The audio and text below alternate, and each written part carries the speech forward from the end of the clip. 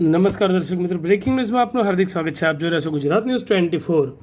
સમાચાર પુરુષોત્તમ માસને લઈને પાટણની ભગવતીનગર સોસાયટીમાં પવિત્ર પુરુષોત્તમ માસની કથાનો ભક્તિમય માહોલમાં પ્રારંભ કરાયો. કથાના યજમાન પરિવારના નિવાસસ્થાનેથી ભક્તિ સંગીતના સુરો વચ્ચે પોથી યાત્રા નીકળી. ભગવાન શ્રી હરિને ખૂબ જ પ્રિય માસ એટલે પુરુષોત્તમ માસ. આ દર 3 વર્ષે આવતો હોય છે. આ માસને અધિક માસ પણ કહેવામાં આવે છે અને માન્યતા મુજબ આ મહિનામાં કરેલી ભક્તિ, જપ, પાઠ, દાન અને સારા કર્મોનું અનેક ગણું ફળ મળે છે. ત્યારે પાટણ શહેરમાં પણ વિવિધ મંદિરો સહિત સોસાયટી વિસ્તારમાં ધર્મપ્રેમી નગરજનો દ્વારા આ પવિત્ર પુરુષોત્તમ માસની વિવિધ ધાર્મિક ઉત્સવો સાથે ભક્તિમય માહોલમાં ઉજવણી કરવામાં આવે છે.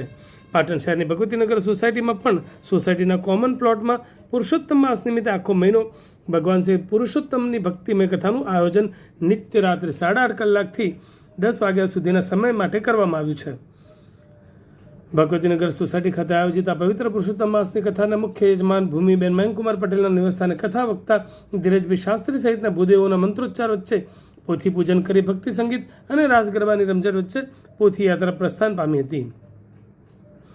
આ પોથી યાત્રા સોસાયટી વિસ્તારમાં ફરી કથા મંડપ ખાતે પહોંચતા સૌએ પુષ્પવૃષ્ટિ સાથે પોથી યાત્રાને વધાવી હતી અને વિધિવત પોથી યાત્રાનું પૂજન પણ કર્યું હતું. સાથે સાથે કથા સ્થાને પોથીની સ્થાપના કરવામાં આવી હતી.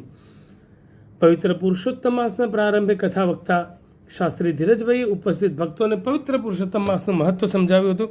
આખો માસ યોજાનાર આ પુરુષોત્તમ માસની કથા દરમિયાન વિવિધ ઉત્સવ પણ યોજવામાં આવનાર છે. કથાના મુખ્ય યજમાન ભૂમિબેન મયંકભાઈ પટેલે વિસ્તૃત માહિતી આપીને જણાવ્યું હતું. આ કથા શ્રવણ માટે પાટણની ધર્મપ્રેમી જનતાને પણ જાહેર આમંત્રણ આપવામાં આવ્યું છે.